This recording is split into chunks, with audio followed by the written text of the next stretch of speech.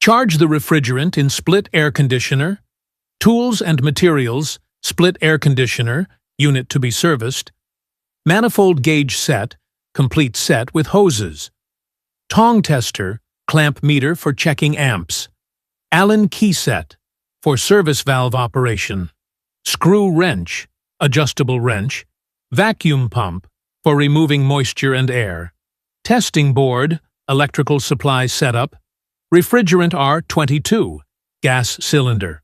Procedure, step-by-step. Cleaning. First, clean both the service valves and the outdoor unit thoroughly using a cloth or a brush. Remove caps. Use a screw wrench to remove the dead caps from the service valves. Connect gauge. Take the manifold gauge set and connect the blue low side hose to the suction service port of the AC. Connect suction.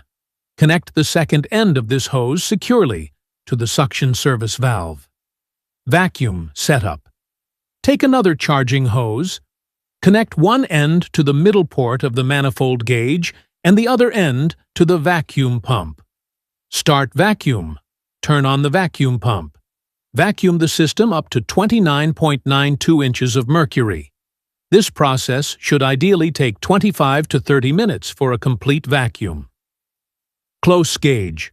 Once the vacuum is complete, close the low side valve on the manifold gauge. Connect cylinder. Disconnect the hose from the vacuum pump and connect it to the R-22 refrigerant cylinder. Open the cylinder valve. Purging. Slightly open the high side valve on the gauge to purge the air present inside the middle charging hose. Initial pressure. Open the low side valve of the gauge to let some refrigerant into the unit until the standing pressure reaches approximately 100 pounds per square inch. Start the unit. Now, turn on the air conditioner unit and continue charging the gas in intervals, small breaks.